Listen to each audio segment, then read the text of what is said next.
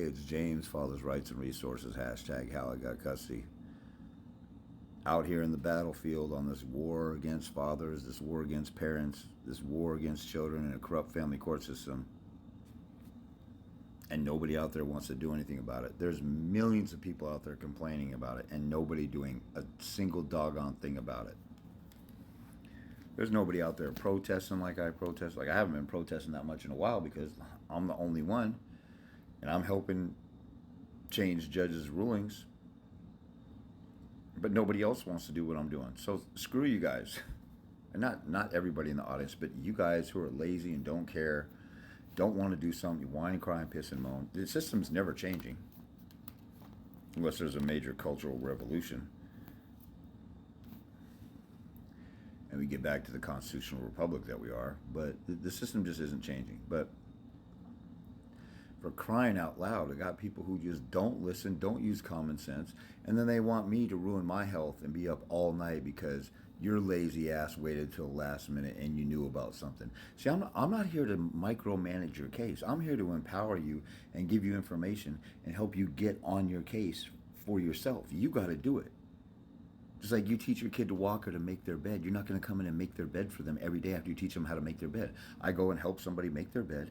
They're like, hey, James, I forgot how to do the crease and can you do it again? Can you do it again? Can you do it again? And they never want to do anything on their own. Or they never want to like pay attention to their case. Or they never want to learn anything. I've had clients who've done stuff over and over and over again. I see them writing pleadings and they don't even... They don't sign their name, or they do like miss basic stuff. Like, were you paying attention the last 4 years that you've been doing this stuff? Let me give you an example of something that everybody should do. I was just talking about this, and here's an example. I forgot about this. I should have brought up. I told this dad, when you're doing visitation exchanges, videotape everything, because he said the mom was getting hostile and all this other stuff. He went to go pick up his daughter, as every other weekend.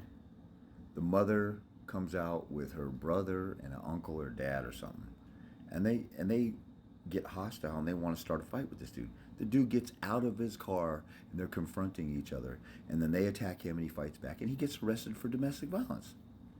Now how stupid is that? You're at their property, you're outnumbered 2-1, maybe it was 3-1. I don't know if he's, I can't, it was a year ago. I can't remember if he said he grabbed a bat or something out of the car. They swung a bat at him, but they were the instigators. I said, dude, did you videotape it so the police can see? Oh, no, I didn't think about that. I said, dude, I told you to videotape every exchange. Well, I didn't take it that seriously.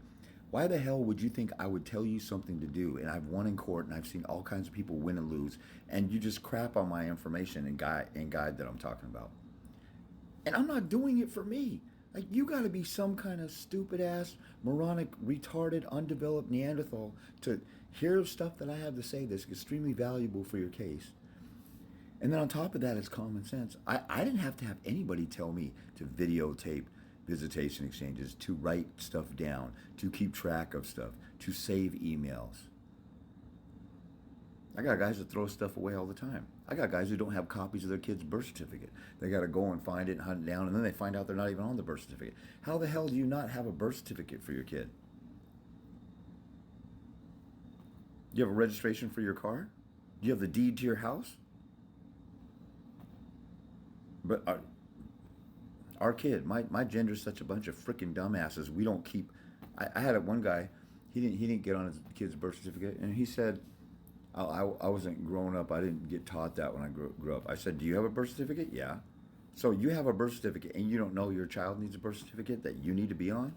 So then I start wondering whether this guy was trying to avoid child support or not. And then if he's one of those guys that's making us look bad. Anyway, so the guy who didn't listen to me about videotape and everything, not only did he not videotape stuff, he got out of the car. I'm like, why'd you get out of the car? I just wasn't thinking and stuff. Okay. You effed around and found out.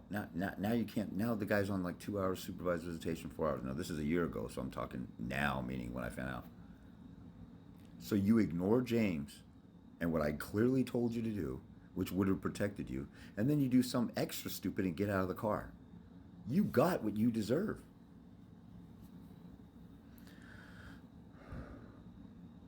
It's insane. And then just tonight, I have a guy, he knew about his hearing for 2 weeks. He actually texted me, he said, hey, they filed something crazy. And I said, oh, what's it about? And then he said, yeah, it's some stupid stuff. I'll check it out later. I'll check it out later. I'll check it out later. Then, then he's supposed to respond to it, and he hits me up, and his excuse is, oh, they filed it right before Christmas, like 3 days before Christmas. So that wasn't illegal. Well, you should see. I'm not here to micromanage your life and your case. If that's the case, you need to give me a $5,000 retainer to just be on top of it all the time. I'm here to empower you to do stuff like, a parent teaches a kid how to make the bed. The parent comes in maybe a couple other times and straightens it up or whatever, but you're not going to make the kid's bed for the next 3 years. But I got people who just want to be babied because they don't care about their case enough. But they know the lawyer's screwing stuff up and they know I have the answers and they got to do a little something. So anyway, this guy calls me up today and said, I need to talk to you today. I was supposed to file something earlier today or yesterday. I want to try and get something in just so it's on the record. I'm like, okay. Then he gets back to me when he's ready, 9 o'clock at night. It's now 2 in the morning. I'm sitting here working on some paperwork, helping him trying to cram this in. And then I'm falling asleep at my desk because I'm on a sleep deficit. And see, I'm stupid because I'm catering to his lazy dumbassedness because he didn't care enough about his case to be on top of it ahead of time. He's like, well, you're hard to get a hold of. Yeah, when I got 25 people texting me a day and I get back to you when I can get back to you, I may not get back to you the same day. But this guy also likes to just dilly dally around and he'll talk to me and then he'll talk about what we're going to do next. And we never get around, never get a plan. I'm not going to follow up and tell you and go look in your case and in your file and say, well, you should be moving right now. If you get a hold of me and you tell me what's going on, I'll talk about what you should be doing. If you don't get a hold of me, you have a half-assed conversation with me and you don't care about your case and you know it's coming up. I'm not here watching everybody. For crying out loud, you guys are freaking grown-ass men. And you want me to babysit and you want me to telepathically know what's going on and manage 50 different cases? If you're not giving me a $5,000 retainer, I'm not managing crap. You can call me and get a hold of me. And if you have something coming up real soon, you should urgently call me and say, I got an emergency. I want to set a time. Let's talk. And we set a time and then we talk about it.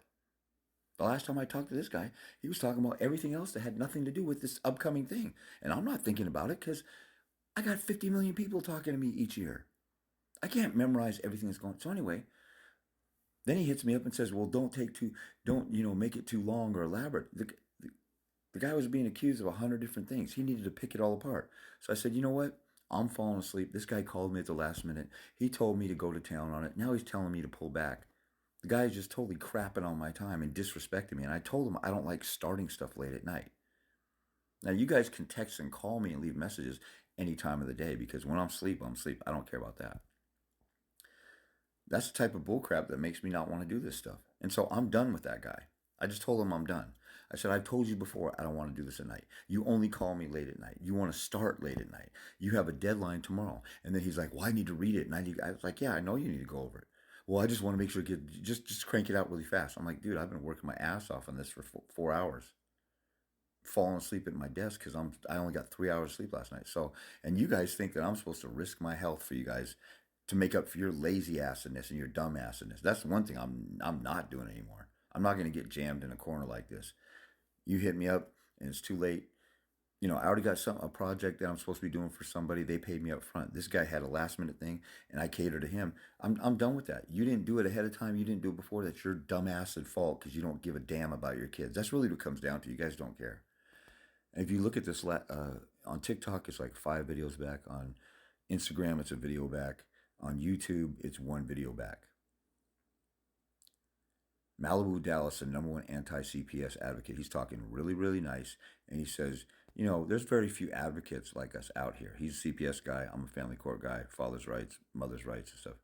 There's very few of us out here. So we're overworked and we're underpaid. And he gets called from 7 in the morning to 11 at night and sometimes 2, 3, and 4. He's like, we need our peace. We got to rest too. We got to relax. You guys just think you can just pull on us and shit on our time all day long. And that's the best word that I hate. I hate cussing and saying something. Sometimes it's the best word to get it emphatically across. Like, you guys are such narcissistic divas. You think, oh, you called me once, and now you can just call me for free and text me for free and follow up and just bomb me with 50 emails with your entire history of the case. Not going to happen anymore.